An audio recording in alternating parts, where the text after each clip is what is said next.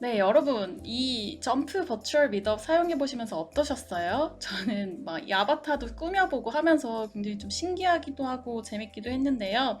지금 앉아 계시는 자리는 좀 잘 보이시는지 모르겠습니다.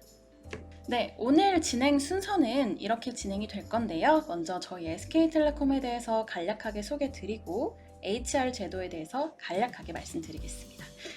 이어서 저희 회사에서 진행하고 있는 신입 채용 전형에 대해서 말씀드린 후에 4월 모집 공고에 대해 말씀드리겠습니다.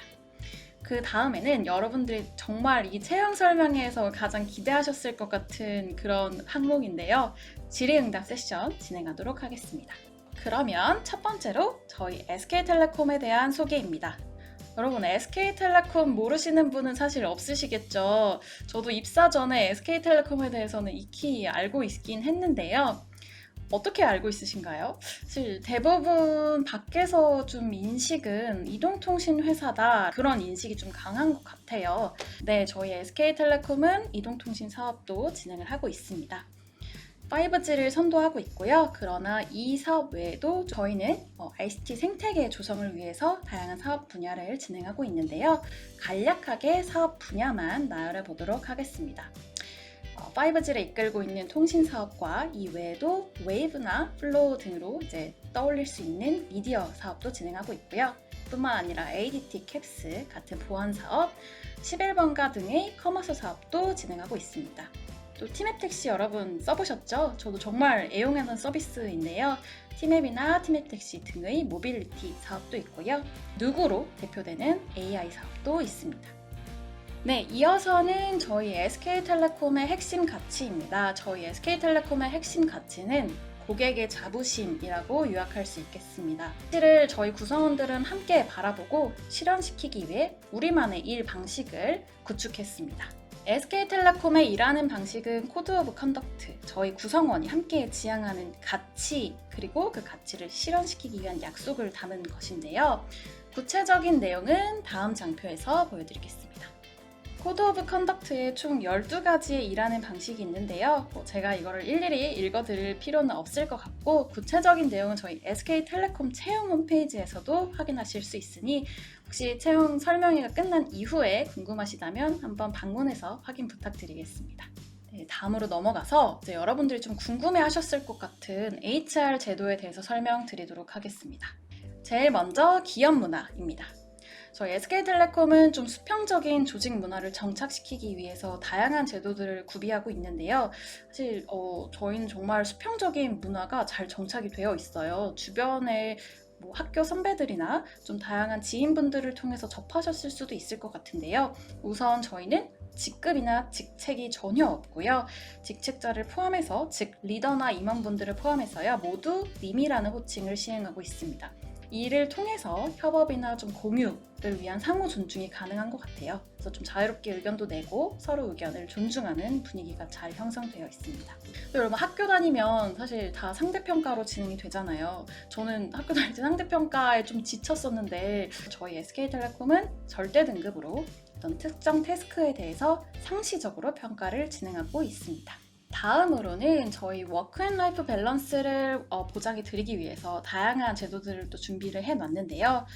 구성원의 일과 삶의 조화를 통해서 업무를 효율적으로 진행하실 수 있도록 지원하고 있습니다. 이 지금 발표 자료에 있는 제도 외에도 정말 많은 제도들이 있어요. 좀 더 자세한 내용이 궁금하시면 방금 말씀드렸던 채용 홈페이지에서 확인 가능하십니다. 이 다음으로 넘어가서 저희 SK텔레콤의 인재 육성 방안에 대해 말씀드리겠습니다. 단순히 워라밸만 보장한다고 해서 내가 성장할 수 있는 건 아니겠죠. 그래서 다양한 교육 프로그램들이 준비가 되어 있는데요. 5G나 AI 등등 저희 각종 사업 영역의 핵심 기술에 대해 배울 수 있는 프로그램이 준비가 되어 있고요. 또 온라인으로 해외 유수대학의 석사 학위를 취득할 수 있는 프로그램도 있습니다. 또 스타트의 프로그램이 또 제가 좀 말씀드리고 싶은 프로그램인데요. 여러분 혹시 내가 진짜 기가 막힌 아이디어가 있는데 이거를 참 사업화할 수 있는 어떤 투자나 지원이 부족해서 너무 아쉽네, 이런 생각 해보신 적 없으셨어요? 네, 아이디어 제안부터 사업 추진까지 실제로 하실 수 있는 스타트잇 프로그램이 있습니다. 실제로 이 스타트햇을 통해서 사업화가 됐던 아이디어가 있었는데요. 혹시 레드 커넥트라는 앱에 대해서 들어보셨는지 모르겠어요. 저희 SKT 구성원이 낸 아이디어가 실제 사업화까지 추진됐던 케이스인데요. SK텔레콤과 대한적십자사가 함께 만든 앱으로 헌혈하고 나면 내 건강 상태나 기증혈액이 어디에서 이제 보관이 되고 있는지 위치도 조회할 수 있고 또 간편하게 헌혈 예약도 할 수 있는 서비스입니다. 관심 있으신 분들은 나중에 한번 앱스토어나 구글 플레이 스토어에서 찾아보시면 좋을 것 같아요. 네, 다음으로는 정말 궁금해하셨을 저희 채용 전형에 대해서 설명드리도록 하겠습니다. 이 채용 설명회 오시기 전에 주니어 탤런트 채용 설명회 라는 이름을 보셨을 거예요. 주니어 탤런트가 뭐지? 이런 생각은 혹시 안 해보셨나요? 저희는 신입 대신에 주니어 탤런트라는 용어를 사용하고 있습니다. 주니어 탤런트는 직무 경험이나 경력이 3년 미만인 친구들을 대상으로 하는 전형인데요. 이때 석사 학위는 2년으로 산정이 됩니다. 따라서 경력이 1년 반이 있는 지원자분이신데 석사 학위가 있으시다면 주니어 탤런트로는 지원이 좀 어려우시겠죠. 마찬가지로 박사 학위 소지자도 엑스퍼트 탤런트로 분류가 되기 때문에 주니어 탤런트로는 지원이 조금 어렵습니다. 근데 제가 이렇게 설명을 드리면 그러면 경력자만 뽑는 거 아닌가요? 직무 경험 3년 미만이면 경력이 있어야 되는 거 아닌가요? 라는 질문을 하시는 경우들이 있으시더라고요. 근데 이 직무 경험은 저희가 좀 공정한 경쟁을 할 수 있기 위해서 제한을 둔 것 뿐이고요. 경력이 전혀 없으셔도 지원이나 합격 다 가능합니다. 실제로 제가 채용 담당자로서 이제 채용을 진행해 보면 재직 경력이 전혀 없는 그냥 학부 졸업생 친구들이 최종 합격하는 경우가 굉장히 많아요, 정말로. 그래서 이 부분에 대해서는 좀 걱정 안 하셔도 될 것 같습니다. 다음으로는 2021년의 채용 일정에 대해서 말씀드리겠습니다. 여러분, 공채가 SK텔레콤에서 더 이상 진행되지 않는다라는 얘기를 뉴스나 저희 채용 홈페이지나 등등을 통해서 접하셨을 수도 있을 것 같아요. 네, 맞습니다. 저희는 더 이상 공채를 진행하지 않고요. 대신 올해의 경우에는 4월, 6월, 9월 총 3회에 걸쳐서 주니어 탤런트 채용을 진행할 예정입니다. 그 중에서 지금 모집을 하고 있는 4월 공고에 최종 합격하시게 되면요. 21년 8월로 입사를 하게 됩니다. 그럼 이렇게 공채가 폐지가 되면서 뭐가 좋아졌냐? 예전에 공채로 모집을 할 때는 SK그룹 내에서 이제 그 관계사 중에 한 곳만 선택해서 지원을 하셨어야 됐어요. 그래서 내가 텔레콤에 지원하고 싶은데 다른 관계사도 좀 관심이 간다. 그럴 경우에 하나를 꼭 선택하셨어야 됐는데 이제는 SK그룹 내에 다른 공고와도 중복해서 지원하실 수 있습니다. 저희 채용 공고가 열리고 나서 그런 질문들이 많았어요. 그 SK이노베이션에서 지금 모집을 하고 있는데 내가 중복해서 지원을 해도 되냐? SKONS에서 인턴 모집을 하고 있는데 중복 지원 가능하냐? 모두 다 중복 지원 가능하시고요. 이 부분에 대해서는 걱정 없이 원하시는 회사에 모두 지원하시길 바라겠습니다. 단 SK텔레콤에서 동일한 시기에 모집하는 공고에는 중복해서 지원이 좀 어렵습니다. 예를 들어 지금 이번 4월에 모집하는 직무는 총 7개가 있는데요. 이 중에서 한 가지 직무만 선택하셔서 지원을 해주셔야 됩니다. 대신에 이후에 6월이나 9월에 모집하는 직무에는 지원하실 수 있습니다. 그럼 4월 모집 공고에 대해서 조금 더 자세히 설명드리도록 하겠습니다. 4월에는 총 7개의 직무를 모집하고 있고요. ICT 인프라 직군에서 3개의 직무, 연구개발 직군에서 3개의 직무, 또 디자인 직군에서 1개의 직무를 모집하고 있습니다. 모집 인원은 모든 직무를 통틀어서 공공명을 모집하고 있고요. 좀 구체적인 직무 요강이나 필요 역량이 궁금하시다면 저희 SKT 채용 홈페이지나 SK그룹 채용 홈페이지에서 확인하실 수 있습니다. 네, 다음으로는 4월 전형의 절차인데요. 공채가 폐지되면서 전형이 어떻게 바뀌는 거지? 이런 생각을 많이 하셨을 것 같아요. SKCT라는 필기 전형이 별도로 공채 때는 있었는데 우선 저희 이번 주니어 탤런트 채용에서는 공식적인 어떤 하나의 필기 전형은 운영되지 않습니다. 다만 직무 면접 안에서 좀 직무 역량에 따라 다양한 방식의 면접 차수와 면접 방식이 구성이 될 예정인데요. 자세한 내용은 추후 지원자분들을 대상으로 안내해드릴 예정입니다. 그래서 대략적인 직무 면접과 최종 면접 일정, 그리고 최종 발표 일정만 확인해 주시면 될 것 같고요. 이 시기들은 직무에 따라서 조금 변동될 수 있습니다. 좀 더 궁금하신 점이 있으시면 SKT 리크루터 메일로 문의 주시면 저희가 답변 드릴 수 있도록 하겠습니다. 네, 그러면 지금 모집하고 있는 서류 전형에 대해서 조금 더 상세하게 말씀드릴게요. 1번 항목은 직무 역량을 대표할 수 있는 경험을 서술하는 항목인데요. 이때 중요한 건 증빙이 가능한 경험으로 서술을 해주셔야 된다는 것입니다. 최대 3개까지 서술 가능하고요. 3개를 다 못 채운다고 해서 유불리가 있는 것은 아니니까 여러분들이 작성하실 수 있는 개수만큼 경험을 작성해 주시면 되겠습니다. 다만 이때 조금 유의해 주셔야 되는 거는 본인의 실제 역할을 좀 명확하게 작성을 해주셔야 된다라는 거고요.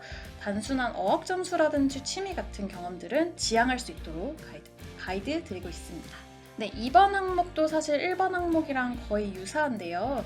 직무 역량과 관련되어 있는 경험을 작성을 해주시면 되고요. 마찬가지로 단순 경험을 나열하는 행위는 지양 부탁드리겠습니다. 관련 자료는 직무 역량과 관련된 포트폴리오를 제출하는 항목입니다. 브랜드 커뮤니케이션 디자인의 경우에는 포트폴리오를 필수적으로 제출을 해주셔야 되고요. 나머지 직무는 제출을 하셔도 되고 안 하셔도 되고 선택사항입니다. 다만 최대 1개까지 제출이 가능하고 3MB라는 용량 제한이 있어요.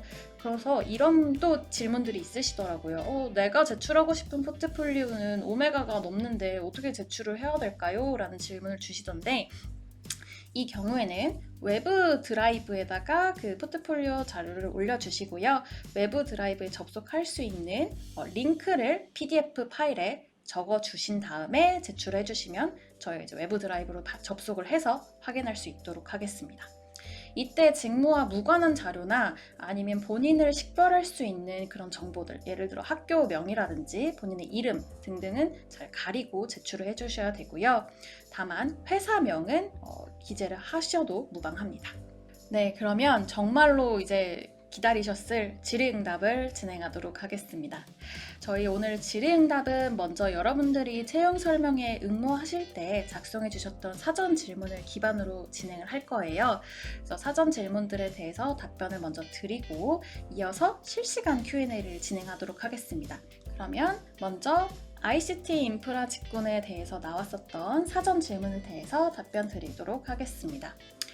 첫 번째 질문은 유무선 관련 경력이 없어도 지원이 가능할까요? 라는 질문이었는데요. 네, 지원하실 수 있습니다. SKT 인프라 직무만이 가진 일하는 방식이 또 존재하고요. 통신 네트워크는 아무래도 변화가 빠른 특성을 갖고 있습니다. 따라서 좀 새로 업무를 익혀야 하는 부분도 많기 때문에 관련 경력이 없더라도 지원 가능합니다. 다만 LTE나 5G 같은 좀 주요 이동통신과 관련된 전반적인 기술이나 최신 기술 트렌드에 대해서 공부를 하시면 도움은 될 것 같습니다. 2번 질문에 대해서 답변 드리겠습니다. 인프라 직무에 딥러닝이 어떻게 이용되고 있나요? 또 인공지능 분야에 관련 직무는 무엇이 있을까요? 라는 질문이었는데요. 우선 딥러닝 기반의 보이스피싱 번호 차단 혹은 기지국 정보를 활용한 지진 예측 등 좀 다양한 분야에서 딥러닝이 활용이 되고 있습니다. 이 외에도 통신 서비스 품질을 관리할 때 AI랑 빅데이터는 좀 오래전부터 저희가 활용을 해오고 있었고요. 인공지능 관련 부서는 또 따로 존재를 하고 있습니다. 이제 이 인공지능 관련 부서에서는 빅데이터 모델링이나 빅데이터 패턴학습, 또 빅데이터 분석 등 다양한 프로젝트를 꾸준하게 진행하고 있습니다. 네, 3번 질문은 무선 인프라 직무에서 코딩 실력이 절대적으로 중요한가요? 라는 질문인데요.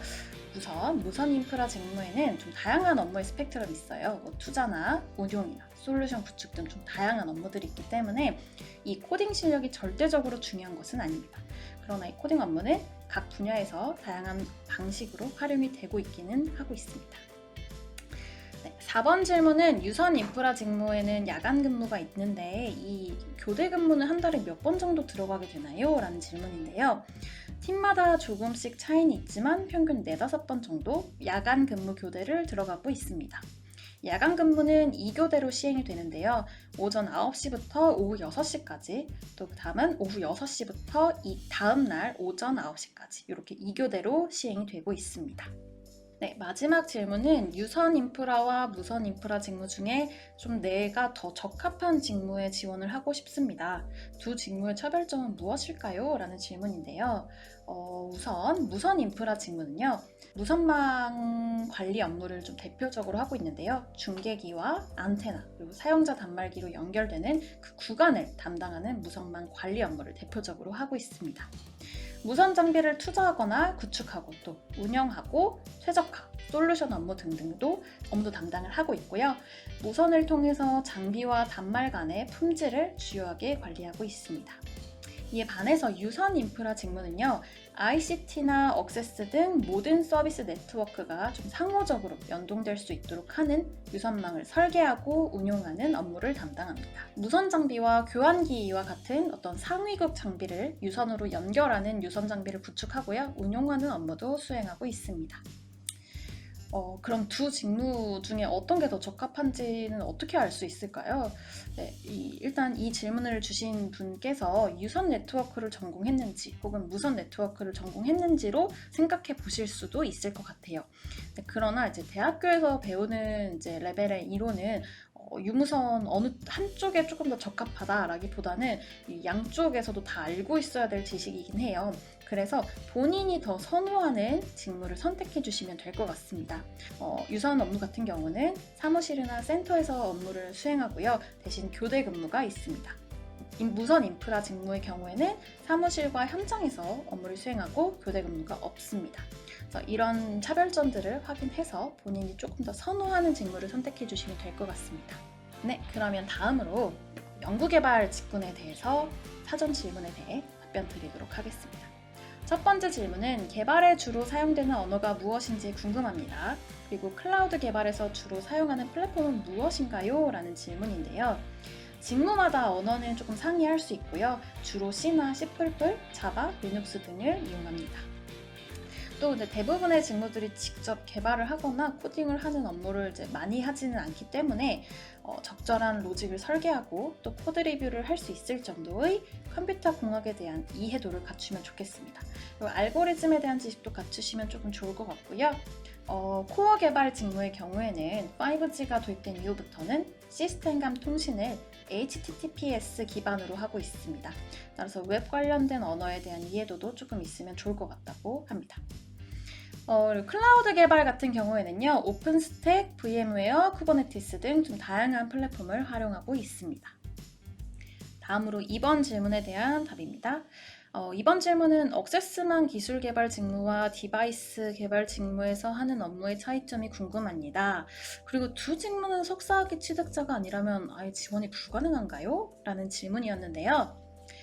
우선 두 직무의 차이는 5G LTE의 어떤 기지국 관련 업무를 수행하느냐 혹은 단말기와 관련된 업무를 수행하느냐 이렇게 좀 이렇게 정리를 해볼 수 있을 것 같아요. 그래서 먼저 억세스망 기술 개발 직무를 설명드리도록 하겠습니다. 억세스망 기술 개발 직무는요, 5G LTE 기지국의 기능이나 어떤 성능과 관련된 업무를 전반적으로 수행합니다.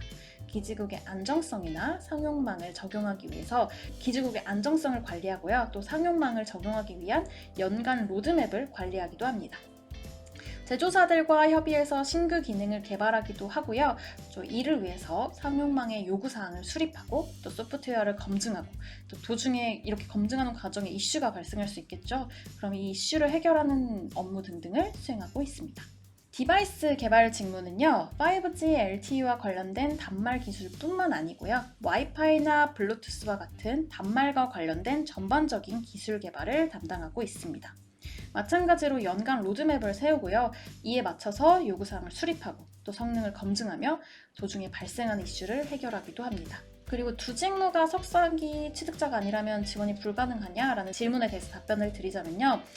공고에 이제 기재된 전공 분야는 우대사항일 뿐이고요. 따라서 석사학위 취득자가 아니더라도 학사학위만 취득한 지원자라도 지원하실 수 있습니다. 다음으로 3번 질문에 대해서 답변 드리겠습니다. 3번 질문은 디바이스 개발 업무에서 RF 기술과 하드웨어 개발 역량이 어떻게 접목되는지 궁금하다라는 질문이었고요. 두 번째 질문은 그리고 스마트폰은 SK텔레콤에서 단독으로 개발하고 있는지도 궁금하다였습니다. 첫 번째 질문 먼저 답변 드리고 이어서 두 번째 질문 답변 드리겠습니다. RF의 경우에는요, RF 관련 요구사항을 수립하고 또 단말이나 모듈의 성능을 검증하고 또 이 과정에서 발생하는 이슈를 해결하는 등등의 업무를 수행한다고 합니다. 하드웨어 개발 역량과 관련해서는요, 단말, 모듈, 칩셋 등등 어떤 사용자 디바이스와 관련된 개발 경험이 있다면 좀 직무 수행에 큰 도움이 될 것 같습니다. 그리고 이어서 스마트폰 개발에 대해서 답변을 드리자면요, 스마트폰 개발은 단말 제조사와 협업을 통해 진행을 하고요, SKT의 독자적인 기술을 개발하고 이를 저희 SK텔레콤의 100% 자회사에서 개발을 하고 있습니다. 예를 들어 갤럭시 A 퀀텀이 바로 이 경우에 해당이 되는데요. 저희가 이제 SK텔레콤에서 개발했던 QRNG 칩셋을 탑재한 세계 최초 QRNG 단말로 출시됐던 단말기였습니다. QRNG는 현재 TID나 또 SK페이 등등 다양한 서비스에 적용이 되고 있습니다. 그러면 4번 질문에 대해서 답변 드리도록 하겠습니다. 4번 질문은 억세스망 기술 개발 직무에 대한 질문이었는데요. 하드웨어와 RF 기술 개발 관련 업무가 직무 요강에 써 있는데 이 중에 좀 하드웨어와 관련된 업무는 정확히 어떤 일을 하는 것인가요? 라는 질문이었습니다. 우선 하드웨어 관련 업무는 안테나와 같은 좀 물리적인 성능을 검증하는 업무입니다. 최근에 5G가 도입되면서 장비가 많이 업그레이드 되고 있는데요. 이 장비들의 성능 규격이 좀 잘 구현됐는지 검증하고 또 연산 용량 등을 좀 개발하고 관리하는 업무도 수행을 하고 있습니다. 추가로 RFP 같은 경우는요, RFP와 관련된 요구사항을 수립하고 기지국 장비 성능을 검증하거나 이슈를 해결하는 등등의 업무를 담당하고 있습니다. 그리고 마지막 질문인데요. 신입 개발자를 꿈꾸는 취업 준비생에게 필요한 역량은 무엇이 있을까요? 라는 질문이었습니다. 이것은 세 가지 직무에서 답변을 드리려고 하는데요. 우선 코어 개발 직무 관점에서 답변 드리겠습니다. 네트워크 구조와 통신에 사용되는 좀 여러 가지 프로토콜을 이해해야 되기 때문에 IP와 관련된 지식이 필요합니다. 또한 직접 코딩을 하진 않지만 개발을 검증할 때 발생하는 이슈들은 주로 프로그래밍적인 것들이 많습니다. 따라서 OS나 DB에 대한 이해가 필요하고 개발자로서 잘 이해하는 언어 하나 정도는 보유하고 있는 것이 좋겠습니다. 하지만 결국 이제 중요한 건 신규 기술을 끊임없이 배우는 것에 대한 열정이라고 생각을 하는데요. 기술을 선도하는 그런 직무로서 큰 자부심을 가지고 일할 수 있을 것 같습니다. 그 다음은 억세스망 기술 개발과 디바이스 개발 직무 관점에서 말씀드리겠습니다. 이제 기지국과 단말기가 주고받는 좀 기본적인 통신 과정이나 통신 기술에 관련되어 있는 어떤 지식, 그리고 개발의 로드맵을 기획하는 역량, 마지막으로 신기술을 좀 빠르게 이해할 수 있는 습득력 등이 있다면 큰 도움이 될 것 같습니다. 결국 이제 이 모든 직무를 아우르는 부분은 이제 신규 기술을 좀 배우는 것에 대한 어떤 열정, 그리고 이것을 잘 습득할 수 있는 습득력으로 정리할 수 있을 것 같습니다. 네, 여기까지 연구개발 직무에 대한 사전 질문 답변이었고요. 다음으로 브랜드 커뮤니케이션 디자인 관련해서 여러분들이 주셨던 사전 질문에 대한 답변 드리도록 하겠습니다. 1번 질문은 종합광고대행사의 AE와 아트 디렉터의 역할을 하는 것 같아요. 근데 이 직무가 어떤 차이가 있는 것이고 왜 필요한가요? 라는 질문이었는데요. 우선 광고대행사 AE와 아트 디렉터의 역할이라기보다는요, 오히려 좀 브랜드 인하우스 디자이너와 아트 디렉터의 역할이라고 보시면 될 것 같습니다. 직무 요강에 써있는 이제 전략이라는 대목 때문에 A라는 직무를 좀 떠올리셨을 수도 있을 것 같아요. 근데 사실 그보다는 좀 디자인에 타당한 이유와 전략이 바탕되어야 됩니다. 따라서 이제 이 전략이라는 역량을 포함했다라고 생각해 주시면 될 것 같습니다. 이 직무가 왜 필요하냐면요. 이 직무를 담당하고 있는 조직은 저희 SK텔레콤의 대외 커뮤니케이션 업무를 담당하고 있습니다. 잘 알고 계시는 광고도 포함이 되지만요. 생각보다 굉장히 많은 분야에서 활동을 하고 있는데요. 예를 들어 고객 커뮤니케이션 상에 있는 어떤 프로모션부터 신규 브랜드 런칭까지 좀 되게 생각하시는 것보다 다양한 활동을 하고 있습니다. 이런 활동들에서 고객에게 노출되는 디자인은 저희 SK텔레콤의 이미지와 곧바로 연결이 되고 있거든요. 따라서 이 직무를 담당하시는 분들께서는 직접 디자인을 하면서 브랜드 디자이너의 역할을 하기도 하고요. 때로는 대행사의 디자인 퀄리티를 검수하는 아트 디렉터의 역할도 담당하게 됩니다.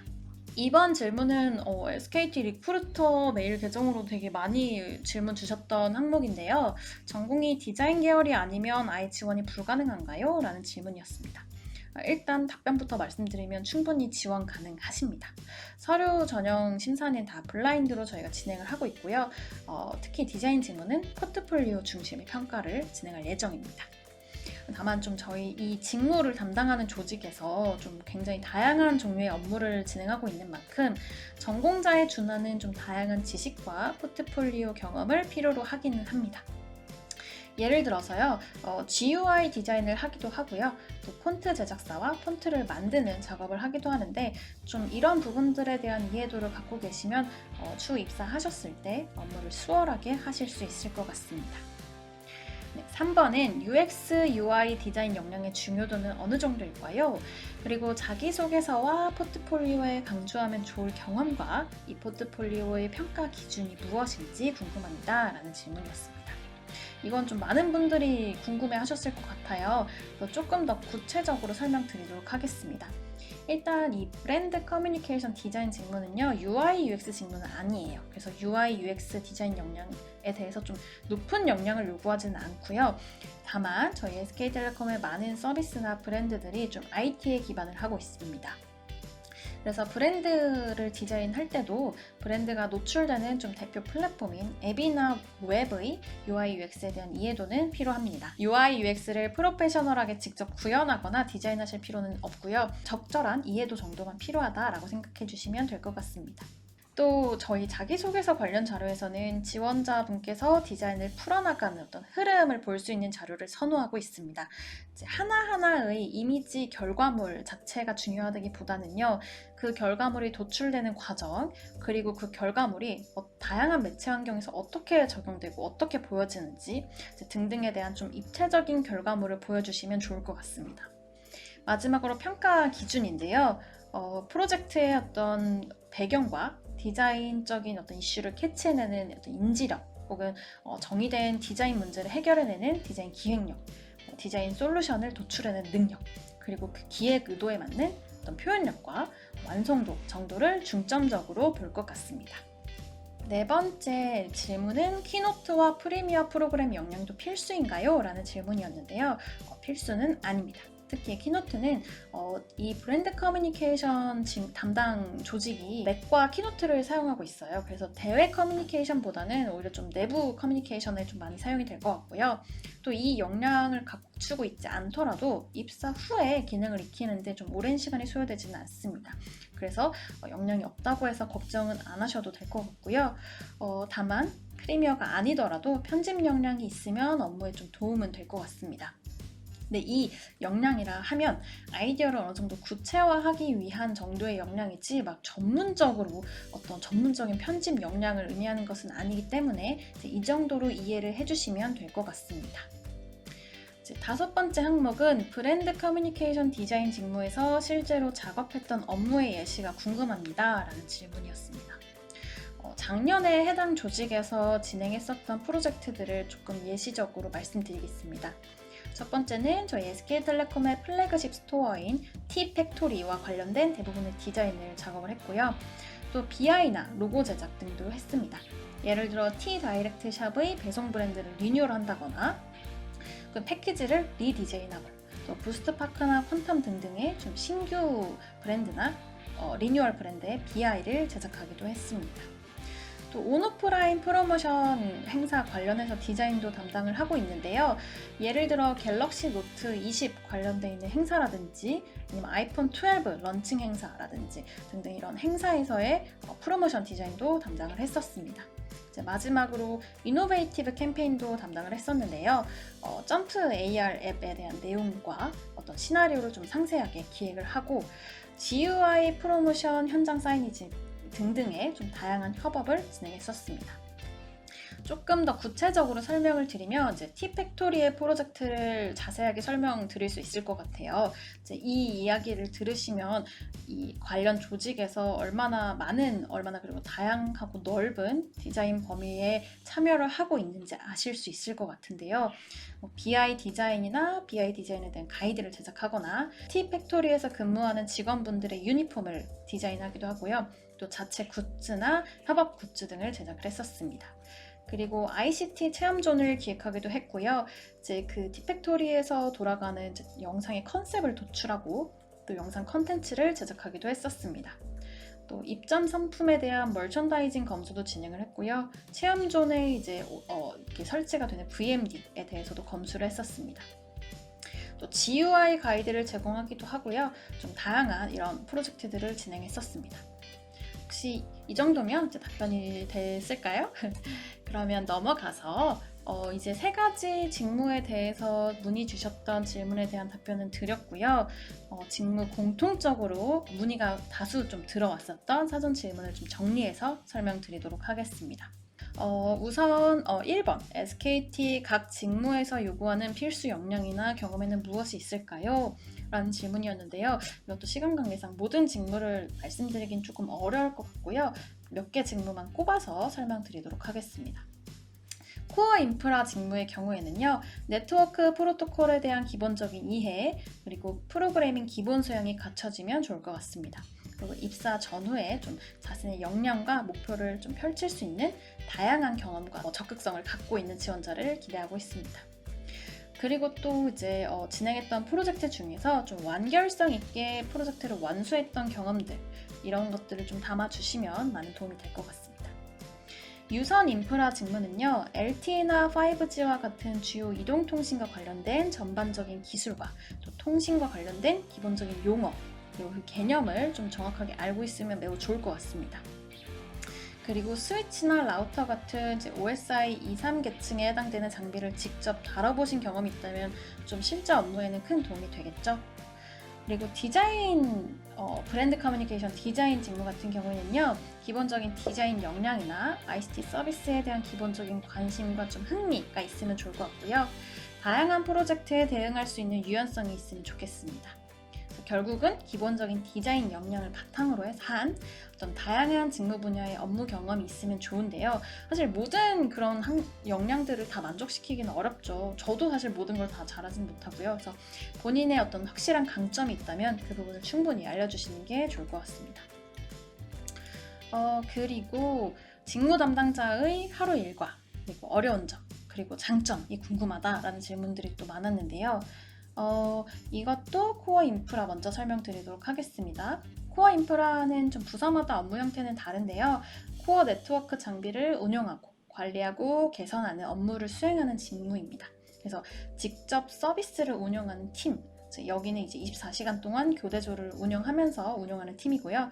이렇게 이런 팀이 있고 또 운영을 위해 개선 업무와 관리 업무를 담당하는 부서 등이 존재합니다. 그중에서 제가 이제 이 질문을 여쭤본 직무 담당자분께서는요, 통신 서버 관리와 개선 업무를 진행하고 있다고 하셨는데요.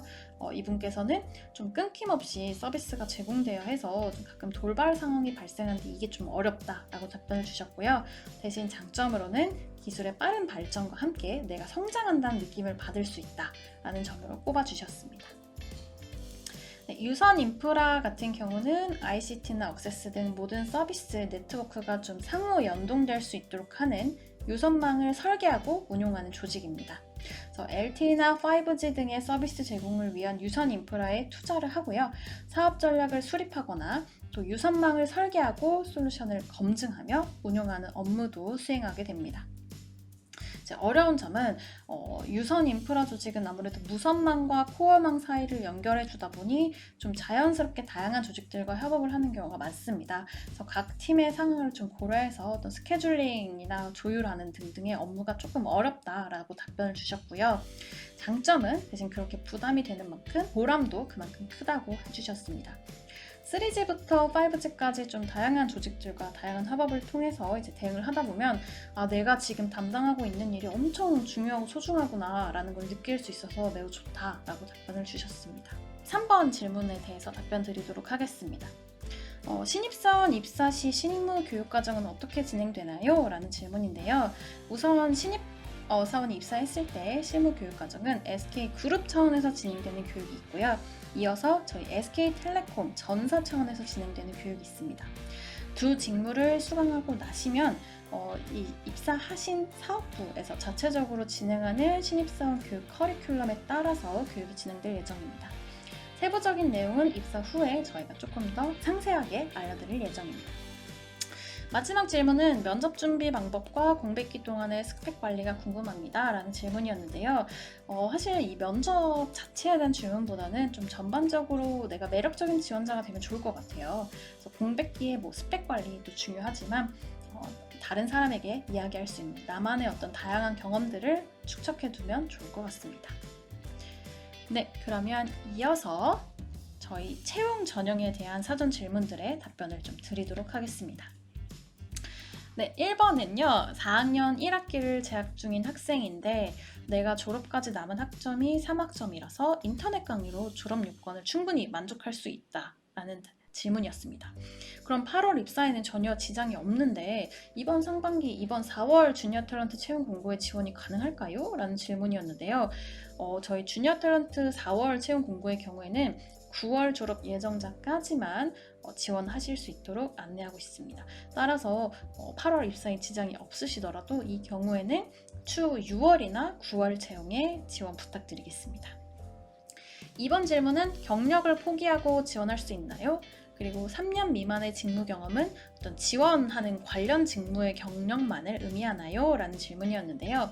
일단 경력을 포기하는 것은 좀 어렵습니다. 그래서 경력은 저희가 추후에 이제 전형을 진행하면서 지원자분의 경력을 다 조회를 하거든요. 3년을 넘는 경우에는 아쉽지만 더 이상 전형에서 진행이 조금 어렵습니다. 그리고 지원하는 직무와 관련돼 있는 어떤 유무와 관계없이요. 모든 직무에 대한 경력이 다 포함됩니다. 이 이유는 좀 저희가 공정한 경쟁을 하기 위해서 이런 제한 조건을 두었기 때문에 이 부분을 좀 확인 부탁드리겠습니다. 3번 질문입니다. SK는 학력을 많이 본다는 풍문이 있습니다. 이 소문은 저도 들었는데요. S가 서울대 약자고 K가 고려대 약자다. 이런 소문이 정말 파다하더라고요. 이 소문이 대체 어디서 시작된 건지 모르겠어요. 전혀 아니고요. 어디서 그런 소문이 났는지 모르겠습니다. 정말 다양한 학력을 갖고 계신 분들이 최종 합격을 하고요. 실제 근무하고 있는 구성원 분들께서도 되게 다양한 학력을 보유하고 있으십니다. 결국 중요한 건 내가 정말 좋은 학교를 나왔고 어떤 학력을 갖고 있고 이런 게 아니라 직무 역량과 관련되어 있는 경험이겠죠. 저희는 철저하게 서류 전형을 블라인드로 평가하고 있습니다. 4번 질문은 포트폴리오 첨부할 때 자기소개서에 작성한 프로젝트에 대해서만 첨부를 해야 되나요? 라는 질문인데요. 전혀 아니고요. 자기소개서만으로 좀 전달이 어려운 그런 내용이 있다면 포트폴리오에 다 담아서 첨부를 해주시면 되겠습니다. 말씀드린 대로 용량이 넘을 것 같다고 하면 외부 드라이브에 올려주시고요. 외부 드라이브에 접속 가능한 링크를 작성해 주시면 됩니다. 그리고 마지막 질문은 영어 공인 인증 시험 점수가 필수인가요? 라는 질문이었는데요. 직무 요강에서 영어와 관련된 역량을 요구하는 직무들이 있어요. 이 경우에만 기재를 해주시면 되고요. 그게 아니라면 기재를 해주시든 안 하시든 전혀 이 기재 여부에 따른 유불리는 없습니다. 네, 그럼 여기까지가 저희가 이제 답변을 드리고자 준비했었던 사전 질문이었고요. 그럼 이제 제가 이렇게 답변 드리는 동안 채팅창으로 열심히 여러분들이 질문을 주신 것 같아요. 그래서 그것에 대해서 답변을 드리는 시간을 갖도록 하겠습니다. 그리고 아까 말씀드렸던 것처럼 그 뒤에 저희 6월이나 9월에 진행하는 어떤 채용 공고 소식이나 다양한 채용 소식이 궁금하시다면요. 저희 SKT 인재영입이라는 카카오 채널을 추가해 주시면 추가해 주신 분들께 안내 메시지로 말씀드릴 수 있도록 하겠습니다. 여러분 너무 고생 많으셨고요. 소감은 채팅방에 올려주시면 저희가 다음에 또 더 좋은 채용 설명회로 찾아뵐 수 있도록 하겠습니다. 네, 그러면 다음에 뵙겠습니다. 여러분 안녕히 가세요.